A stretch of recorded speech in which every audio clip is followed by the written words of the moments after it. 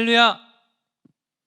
오늘도 주일을 맞아 청년부 온라인 예배 오신 여러분 모두에게 하나님의 은혜와 평강이 함께 하시기를 축복합니다.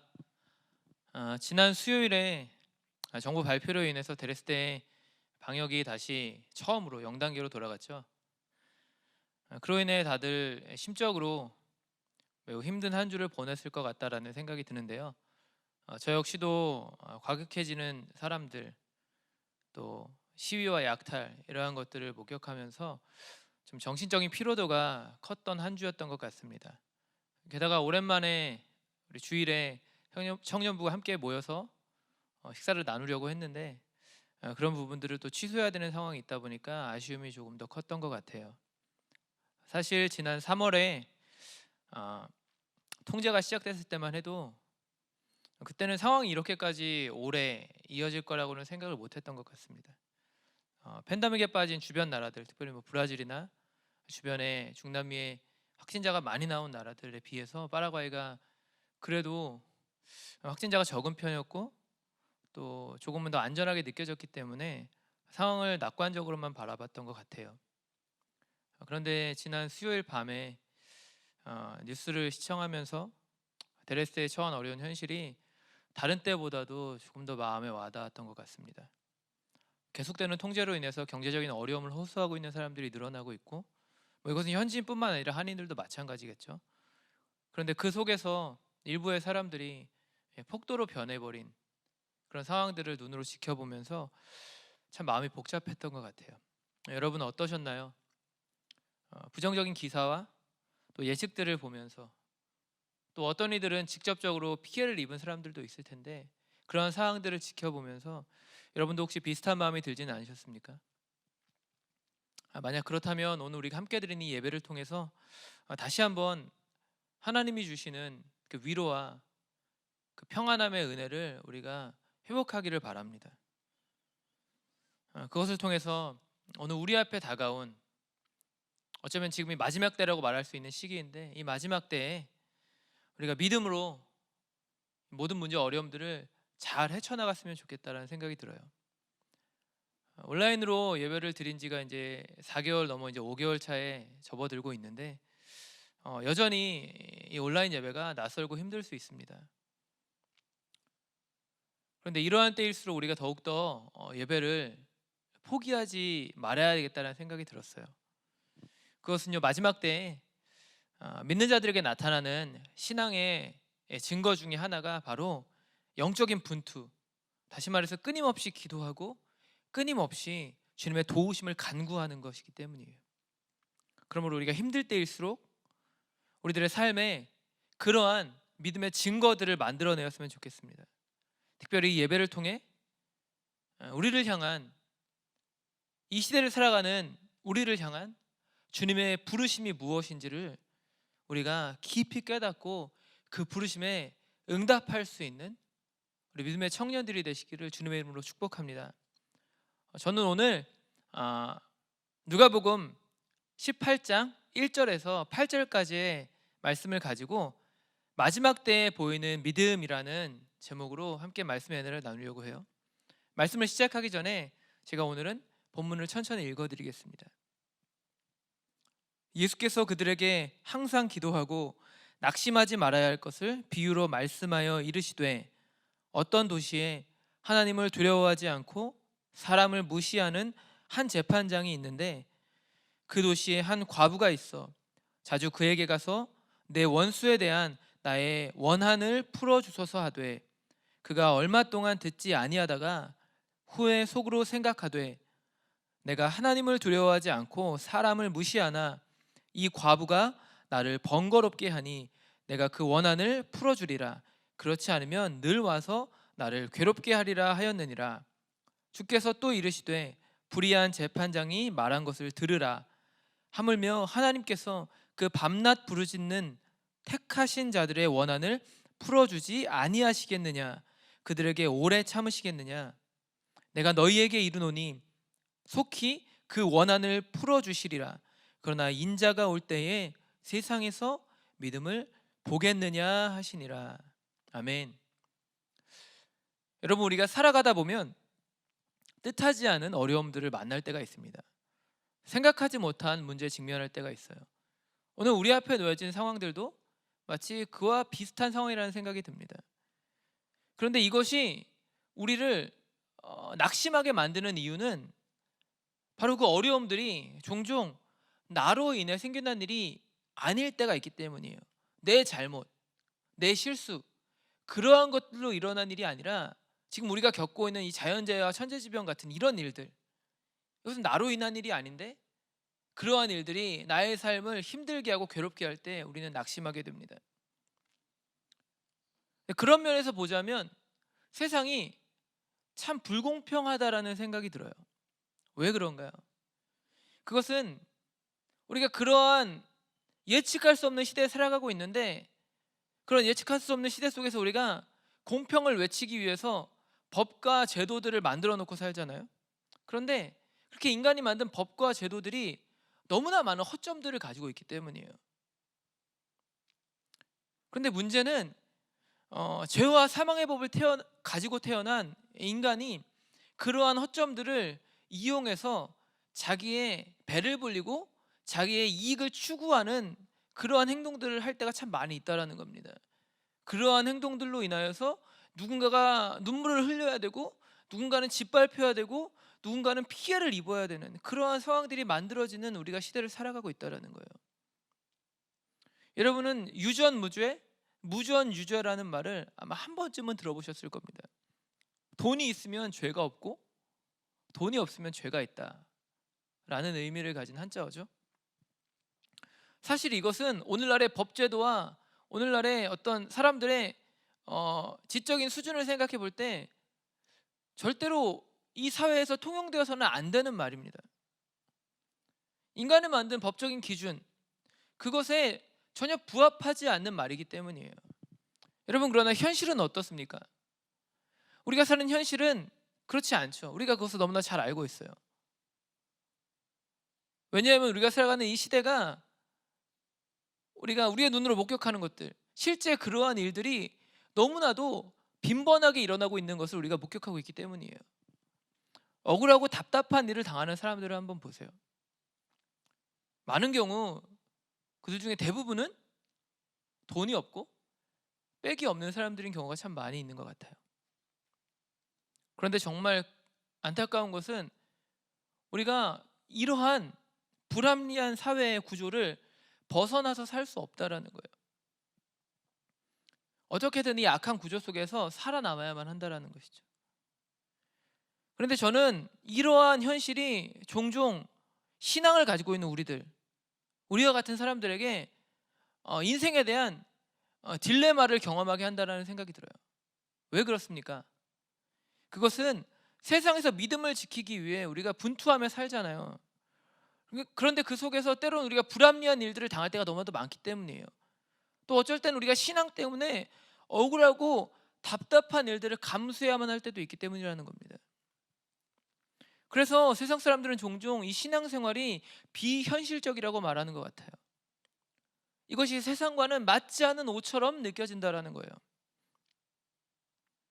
그런데 문제는 우리들이 종종 이러한 세상의 가치관에 물들 때가 있다는 겁니다. 그래서 신앙과 세상을 따로 분리해 놓는 다소 이중적인 삶의 형태를 아주 자연스럽게 받아들일 때가 있다는 거예요. 그러니 세상적인 문제는 세상적인 방법으로, 또 신앙적인 문제는 신앙적인 방법으로, 이 전혀 다른 기준으로 문제를 해결해야 할 때가 있다는 거예요. 그런데 오늘 성경은 그것이 결코 정답이 될 수 없다고 말하고 있는 것이죠. 왜 그렇게 얘기하고 있습니까? 그것은 바로 주님이 그러한 우리들의 억울함, 또 세상적인 문제, 인생에서 경험하는 어려움들, 이 모든 문제들을 주님과 씨름하여 해결받으라라고 말씀하고 있기 때문이에요. 본문을 보세요. 예수님은 세상의 불공평함을 누구보다도 잘 알고 계셨어요. 그것은 오늘 주님이 불의한 재판장의 비유를 통해서 오늘날 돈과 권력에 의해 움직이는 세상의 현실을 있는 그대로 꼬집고 계시기 때문이에요. 그때의 그 모습이지만 2000년 이후에 오늘 우리가 살아가는 현재의 모습일 수도 있다라는 것이죠. 그런데 여기서 정말 중요한 것이 뭐냐면 주님이 우리 앞에 놓여진 그러한 현실, 불합리하고 불공평한 이 현실이 믿는 자들에게 있어서 결코 낙심의 이유가 될 수 없다라고 말씀하고 계시다라는 거예요. 본문 1절을 통해 주님 이렇게 말씀하십니다. 예수께서 그들에게 늘 기도하고 낙심하지 말아야 한다는 뜻으로 비유를 하나 말씀하셨다. 여러분, 오늘 예수님께서 비유를 말씀하시는데 불의한 재판장의 비유를 말씀하실 때 전제로 삼는 것이 무엇입니까? 그것은 바로 이 불의한 재판장, 다시 말하면 그 불공평한 세상, 그것이 크리스천들에게 있어서 낙심의 이유가 될 수 없다라는 거예요. 그런데 여기서 중요한 것은 오늘 주님이 그러한 사실을 설명하시면서 특별히 그것을 기도와 연결짓고 계시다라는 겁니다. 본문을 보세요. 본문을 통해 주님은 제자들에게 늘 기도하고 낙심하지 말아야 할 이유를 비유로 설명하셨다라고 말씀하고 있어요. 다시 말해 기도해야 할 이유와 낙심하지 말아야 할 이유를 하나로 묶어서 설명하고 계시다라는 거예요. 그러므로 우리는 이를 통해서 불공평한 세상 속에서 낙심하지 않기 위해서는 기도가 필요하구나 라는 것을 한 번쯤 생각해 볼 수 있을 거예요. 그런데 오늘 본문을 보시면 그러한 기도에도 몇 가지 특징들이 나타나고 있습니다. 그 첫 번째는 무엇인가요? 그것은 바로 끊임없이 기도해야 한다는 거예요. 오늘 본문 1절의 가르침과 같이 늘 기도해야 한다는 겁니다. 여러분, 그런데 이것은 그냥 우리가 쓰여진 대로 생각할 때 365일 24시간 동안 기도하라는 건가라고 생각할 수 있어요. 그런데 본문은 그것을 말하는 것이 아닙니다. 오히려 이것은 응답 받을 때까지 포기하지 말고 끈질기게 그리고 꾸준히 기도하는 삶을 살라는 것을 가르치고 있다는 거예요. 본문 2절을 보세요. 오늘 예수님은 어떤 도시에 하나님을 두려워하지도 않고 사람을 무시하는 재판관이었다고 말해요. 불의한 재판관이죠. 그런데 아마도 그는 하나님을 두려워하지 않는 것으로 보아 이방인이었던 것 같아요. 특별히 당시의 사회가 로마가 고대 근동을 통치하고 있었기 때문에 그는 아마도 로마의 관리였을 수도 있습니다. 그런데 우리는 이러한 관점을 통해 당시 그가 왜 과부의 그 억울함을 풀어주지 않았는지를 아주 쉽게 추측해 볼 수 있어요. 당시의 문화적 관점을 한번 생각해 보세요. 당시 로마인들이 식민지 치하에 있었던 유대인들을 무시하는 것은 여러분 무례한 일이었을까요? 아니요, 그것은 너무나도 정상적이고 일반적인 일이었을 거예요. 마치 우리나라가 일제치하했을 때 일본 사람들이 우리나라 사람들을 무시했듯이 그것은 너무나 당연한 일처럼 그들이 받아들였을 거라는 겁니다. 그런데 그가 유대인 중에서도 사회적으로 신분이 아주 낮았던 여성이었다면, 거기다가 가장 천한 위치에 있는 과부였다라면 그것은 더더욱 그랬을 거예요. 과부라는 사회적 신분을 생각해 보세요.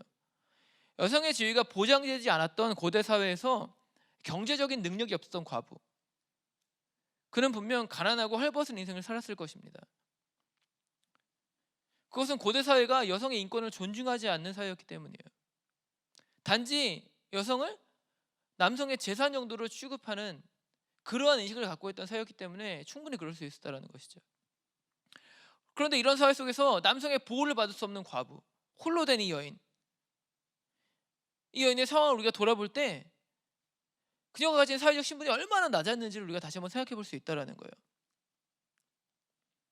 근데 그 낮은 신분에 있었던 그 과부가, 가난하고 헐벗은 그 과부가 오늘 재판관을 찾아가서 자신의 억울함을 풀어달라고 호소하는 거죠.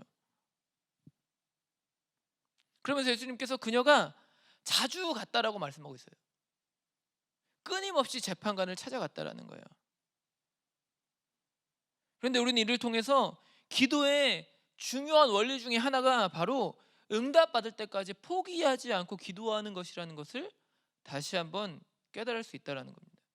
과부의 상황을 한번 보세요. 당시 그녀는 자신 앞에 있었던 재판관이 불의하다라는 것을 몰랐을까요? 그 이방인 관리가 자신을 인간 취급도 하지 않는다는 사실을 모르고 그렇게 간청했냐는 거예요. 아니요, 모르지 않았을 거예요. 그런데 왜 그녀는 이토록 끈질기게 그에게 간청을 한 것입니까? 이유는 너무 간단합니다. 너무 억울하고 힘들기 때문이에요. 원통한 이 문제를 해결할 방법이 없는데 정말 지푸라기라도 잡는 심정으로 매일마다 그 재판관을 찾아가서 자신의 억울함을 호소하는 거죠.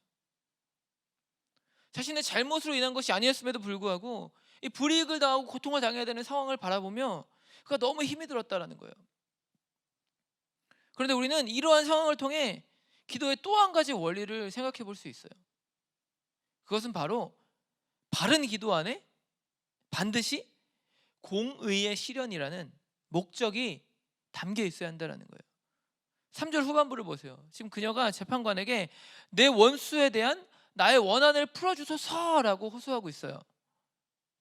그런데 여러분, 이것은 단순히 원수에게 복수하겠다라는 말이 아닙니다. 그것은 이 구절이 원어적으로 볼 때 재판을 집행해 달라라고 하는 그런 의미를 담고 있기 때문이에요. 그렇게 우리는 이것이 당시 과부가 재판관에게 단순히 자신의 한풀이를 한 것이 아니라는 것을 알 수 있어요. 당시 그녀가 원한 것, 요구했던 것은 바로 공정하게 재판을 받을 수 있는 권리라도 달라고 그렇게 호소했다는 것을 우리가 볼 수 있다는 것이죠. 왜? 가난하고 천한 그 과부에게 재판조차 받을 수 있는 권리를 주지 않았기 때문에. 나를 사람으로 생각한다라면 공정하게 재판이라도 한번 받을 수 있는 권리를 주세요라고 이야기했다라는 거죠. 공의에 근거한 간청을 드리고 있는 거예요. 그런데 오늘 성경은 이것이 바른 기도의 원리가 될 수 있다고 말합니다. 왜 그렇습니까? 그것은 바로 공의가 기도에 대한 응답의 문을 열 수 있는 정말 중요한 키가 될 수 있기 때문이에요. 아모스 5장 24절을 보세요. 본문을 통해 주님은 너희는 다만 공의가 물처럼 흐르게 하고 정의가 마르지 않는 강처럼 흐르게 하여라 라고 말씀하십니다. 무슨 말인가요? 공의와 정의가 하나님의 통치 기준이 되신다라는 거예요. 그런데 야고보서 4장 3절은 그것과 반대되는 기도가 바로 정욕을 위한 기도라고 말하고 있습니다. 그러면서 우리들이 구하여도 받지 못하면 정욕으로 쓰려고 잘못 구하였기 때문이라고 말하고 있어요. 다시 말해 내 욕심만을 채우기 위한 기도는 절대 응답받지 못한다라는 거예요. 그런데 이것은 하나님의 거룩한 그 성품과도 연관이 있다고 볼 수 있습니다. 한번 생각해 보세요. 의로우신 재판장이신 하나님께서 불의한 것을 구하는 자의 기도를 들어줄 수 있으실까요? 아니요. 하나님은 하나님의 성품과 맞지 않는 기도에 응답하실 수 없습니다. 그런데 안타까운 것은요, 오늘날 세상이 이러한 하나님의 성품과 기도의 원리를 그다지 인정하려 들지 않는다라는 거예요. 여러분, 오늘날 세상이 점점 더 불의해지는 이유는 무엇입니까? 그것은 어쩌면 사람들이 불의가 성공과 번영의 지름길이라고 믿기 때문일지도 몰라요. 세상은 불의합니다. 세상에 권력을 가진 자들도 불의한 경우가 참 많이 있죠. 그런데 사람들이 그 불의한 세상, 불의한 권력 앞에서 그들의 입맛에 맞춰 불의한 삶을 선택하기 때문에 이런 악순환이 계속적으로 이어지는 것일지도 모른다는 생각이 들어요. 하나님의 뜻과 계획에 내 시선을 맞추고 기다리다 보면, 인내하다 보면 하나님이 정하신 때에 우리를 사용하실 것인데 그것을 기다리지 못해서 이런 악순환을 만들어야 한다는 거예요. 또 하나님 우리 가운데 정해 주신 그 경계, 그 지경을 우리가 넘어서서 우리의 욕심을 이루기 위하여 하나님의 뜻을 바라보지 않고 내 뜻을 관철시키려 하기에 세상이 점점 더 악해질 수밖에 없다라는 겁니다. 그런데 여러분, 오늘 성경은 이러한 세상 속에서도 선함은 결코 꺾이지 않는다라고 말하고 있어요. 4절을 보세요. 불의한 재판관은 분명 계속적으로 이 과부의 간청을 무시합니다. 그는 공의의 하나님을 두려워하지 않았어요. 또 자신에게 이득이 될 것이 없는 일에 에너지를 소비하고 싶지도 않았습니다. 그래서 계속 과부의 청을 거절하는 거예요. 그런데 5절에 들어서면서부터 그 불의한 재판관의 마음에 조금씩 변화의 모습들이 나타나기 시작해요. 본문이 이렇게 말하고 있습니다. 이 과부가 나를 번거롭게 하니 내가 그의 원한을 풀어주리라. 그렇지 않으면 늘 와서 나를 괴롭게 하리라 하였느니라. 여러분 함께 보신 본문을 통해 불의한 재판관이 이 과부의 원한을 풀어주기로 결심해요. 그런데 본문은요, 그러한 결정이 공의로움 때문이 아니었다라고 말하고 있어요. 오히려 그녀가 자신을 번거롭게 했고 괴롭게 했기 때문이라고 말하고 있습니다. 그런데 여기서 한 가지 우리가 주의 깊게 살펴볼 점은요, 당시 그가 계속되는 과부의 청으로 인해서 몹시 괴로워했다라는 거예요. 여러분 이게 여러분 이해가 되세요? 끊임없이 찾아오는 과부로 인해서 귀찮고 번거로울 수는 있어요. 그런데 여러분 괴로운 것은 이것과 다른 문제라고 할 수 있습니다.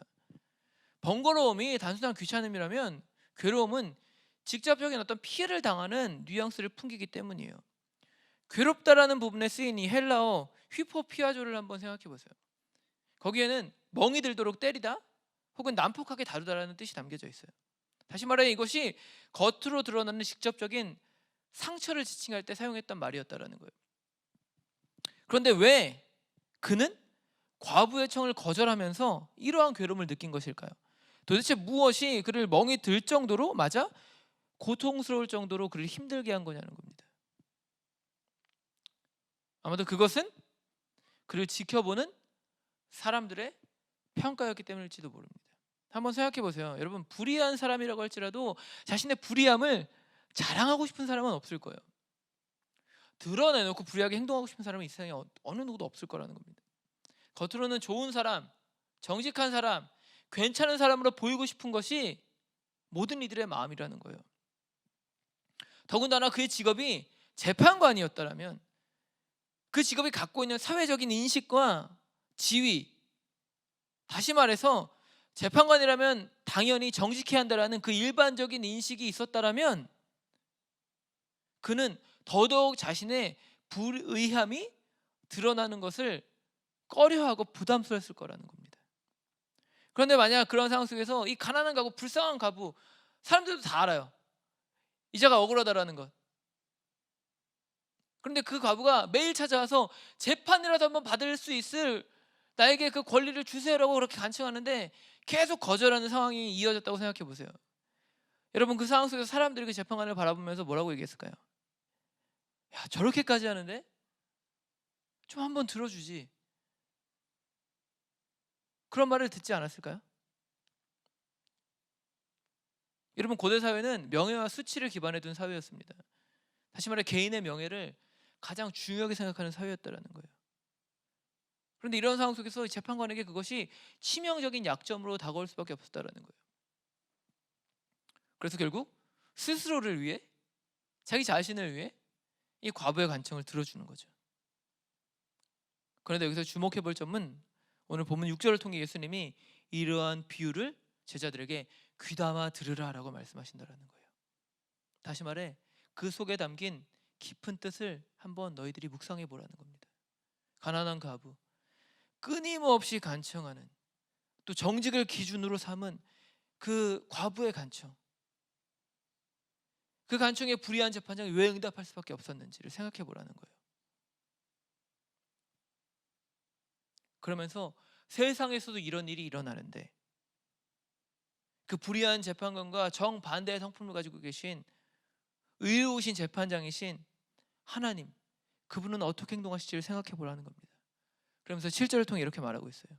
하나님께서 자기에게 밤낮으로 부르짖는 택하신 백성의 권리를 찾아주지 않으시고 모른 채 하고 오래 그들을 내버려 두시겠느냐. 불의한 재판장도 자신의 이익을 위해서, 자신의 명예를 위해서 그 간청하는 과부의 그 청을 들어주는데 그 끈질긴 그 청, 그 올바름에 근거한 그 청을 들어주는데 하물며 의로우신 하나님께서 자신이 택한 자녀들, 그들의 간구를 왜 안 들어주시겠냐는 거예요. 고난당하는 자를 변호하시며 궁핍한 자에게 정의를 베푸시는 주님이 우리의 끈질긴 기도, 공의에 근거한 기도를 왜 듣지 않으시겠냐는 거죠. 여러분 어떻게 생각하세요? 자신의 하나밖에 없는 아들을 내어주시기까지 우리를 사랑하신 그 하나님께서 정말로 우리의 기도를 듣지 않으실까요? 우리의 기도를 외면하시겠습니까? 여러분 만약 그렇다면 그것은 어쩌면 우리의 기도에 문제가 있는 것일지도 모릅니다. 내 기도의 태도나 방향이 잘못됐을 수도 있다는 거예요. 여러분, 오늘 우리들이 실패하는 이유를 곰곰이 한번 생각해 보세요. 그것의 가장 큰 원인은 무엇입니까? 응답받지 못하는 원인이 가장 큰 원인이 무엇이냐는 거예요. 어쩌면 우리 안에 끈질기게 기도할 의지가 없고 하나님의 의를 위해 기도할 마음이 없기 때문인지도 모릅니다. 단순히 우리 눈앞에 있는 성과에 집착하기 때문에, 또 그 성과를 위해 언제든 정직이라는, 공의라는 하나님의 기준을 버릴 생각을 하고 있기 때문에 우리의 기도가 응답받지 못하는 것일 수도 있다는 거예요. 그런데 오늘 주님은 그러한 세상에게, 그러한 우리들에게, 또 오늘 본문의 제자들에게 이렇게 말씀하십니다. 내가 너희에게 말한다. 하나님께서는 얼른 그들의 권리를 찾아주실 것이다. 그러나 인자가 올 때에 세상에서 믿음을 찾아볼 수 있겠느냐? 여러분, 오늘 우리는 마지막 때를 살고 있어요. 다시 말해 우리들이 인자가 올 때, 예수님이 다시 오실 그날이 임박한 때를 우리가 살아가고 있다는 거예요. 그런데 오늘 주님이 그러한 시대를 사는 우리들에게 그때 내가 세상에서 이러한 믿음을 찾아볼 수 있겠느냐라고 질문하십니다. 다시 말해 마지막 때에 눈에 보이는 믿음의 증거, 끈질긴 기도, 그 중에서 가장 먼저 주의 나라와 주의 의를 구하는 그 기도를 찾아볼 수 있겠냐는 거예요. 여러분, 저는 이번 한 주간 드레스에 일어난 일들을 보면서 여러 가지 복잡한 생각을 했습니다. 그러면서 어쩌면 그동안 저 자신이 드려왔던 그 기도, 또 그 기도 속에서 내 마음 가운데 있는 그 심리 상태, 그것이 어쩌면 나만 힘들다고 여기면서 나를 위해서만 기도하지 않았는지라는 그런 생각을 해봤어요. 예배를 드리지 못하는 답답한 현실이 이어지고 있었습니다. 지금도 그러고 있죠. 그래서 매일 새벽마다 나와서 기도했어요. 그렇게 상황이 나아지기를 간구했는데 어쩌면 그것이 단지 나를 위한 기도가 아니었나라는 생각이 들었다는 거예요. 그런데 여러분, 지난 수요일 저녁에 길거리에 나와서 시위하는 사람들을 보면서, 약탈과 폭력을 일삼는 사람들을 보면서, 그 성당 군중들을 보면서 정신이 번쩍 들었습니다. 여러분, 그들이 밉다기보다 그들이 왜 저렇게 할 수밖에 없는가라는 생각을 하기 시작했어요. 물론 그들의 행동은 잘못됐습니다. 그러나 그 속에서 저들이 가진 고통은 무엇인가? 또 그리고 지금의 이러한 현실 속에서 우리 한인 커뮤니티가 가진 어려움들은 무엇인가? 그러한 것들을 생각하기 시작했습니다. 여러분, 오늘 본문의 비유는 분명 연약한 자, 간절한 소원이 있는 자들에게 위로를 가져다주는 말씀일 거예요. 그런데 그 속에서 우리가 잊지 말아야 할 것이 하나 있습니다. 그것은 바로 그 기도의 방향이 나 한 사람을 향해서는 안 된다는 거예요. 그것은 분명 하나님의 나라와 의를 이루는 일에 맞춰져 있어야 한다는 것이죠. 그래야만 이 끈질긴 기도 속에서 주님이 주시는 우리가 확실한 응답을 받을 수 있기 때문입니다. 여러분, 그러므로 이 마지막 때에 오늘 주님이 우리 가운데 주시는 말씀을 여러분 한번 깊이 묵상해 보세요. 그 속에서 주님의 이 질문에 여러분 정직하게 한번 대답해 보시기 바랍니다. 마지막 때에 내 믿음의 증거는 어디에 있는지, 나에게 정말로 그 끈질긴 기도가 있는지, 지금 내 기도는 어느 방향을 향하고 있는지를 한번 생각해 보시라는 거예요. 그 속에서 만약 오늘 나의 기도가 멈춰섰다라면 여러분 다시 한번 그 기도에, 그 믿음에 시동을 거시기 바랍니다. 길을 잃어버렸다면 다시 말씀의 빛 안으로 들어오시기 바라요. 그 말씀의 빛 안에서 하나님의 뜻에 따라 하나님의 나라와 의를 구하는 그 기도를 올려드리시기 바랍니다. 여러분, 그러면 하나님이 그 기도를 통해 일하시기 시작하실 거예요. 먼저 그의 나라와 그의 의를 구하는 자들에게 이 모든 것을 더하시리라라고 약속하신 그 하나님의 약속, 그 신실하신 약속이 반드시 우리의 삶을 통해 이루어질 줄 믿습니다. 우리의 삶을 일으키신다라는 거예요. 그리고 그것을 통해서 또 한 가지, 이 마지막 때에 우리 안에 있는 그 믿음의 증거들을 드러내실 거예요.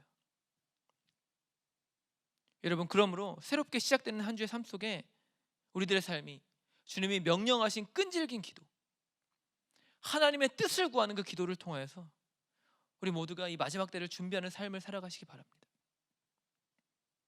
그것을 통해 우리 인생에 잘못된 방향으로 나아갔던 그 무너진 재단을 다시 한번 쌓아 올리는 삶, 어떠한 상황에 있든 주의 영광을 위해 헌신하는 그 거룩한 삶을 살아내는 그러한 삶을 통하여서 하나님이 더하시는 은혜와 평강의 그 기적적인 삶을 만들어내는 우리 모든 청년들이 되시기를 주님의 이름으로 축복합니다. 기도하겠습니다. 사랑의 하나님, 오늘도 온라인으로 드려지는 이 예배를 통하여서 우리와 함께 해주심에 감사드립니다. 특별히 어지러운 세상 속에서, 혼란스러운 상황 속에서 예배를 놓치지 않고 하나님 전에 나아와 하나님의 임재를 갈망하며 그렇게 예배하는 청년들의 마음을 주님께서 어루만져 주심에 감사드립니다. 하나님, 어려운 시대를 살고 있습니다. 또한 불의한 시대 가운데 있습니다.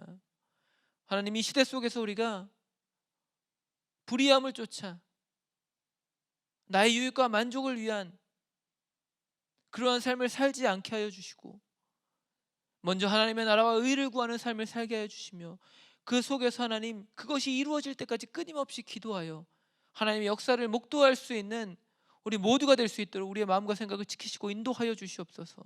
하나님, 또한 그 속에서 하나님의 나라와 의를 구할 때 하나님이 우리의 필요를 채우시겠다고 말씀하신 그 약속의 말씀을 의지하여 기도하오니, 우리의 억눌린 삶, 우리의 고통스러운 삶, 우리의 답답한 삶을 주님 불쌍히 여기시사 우리를 긍휼히 여기시사 하나님이 모든 일들이 속히 지나가게 하여 주시고, 하나님의 뜻이 이 땅 가운데 세워져 우리의 삶이 하나님의 비전을 이루며 하나님의 소망을 성취하는 삶을 다시 한번 만들어낼 수 있도록 우리를 축복하시고 인도하여 주시옵소서. 하나님, 한 주간의 삶 속에서 믿음으로 승리하게 해주시고, 믿음의 증거인 끈질긴 기도와 공의를 구하는 기도의 삶을 놓치지 않을 수 있도록 우리와 함께 하시고 인도하여 주시옵소서. 그렇게 우리의 삶 가운데 믿음의 믿음을 더하실 주님의 이름을 찬송하며 오늘도 살아 역사하시며 우리의 모든 삶의 생사 화복을 주관하시는 우리의 구원자 나사렛 예수 그리스도의 이름으로 감사하며 간절히 기도드렸습니다. 아멘.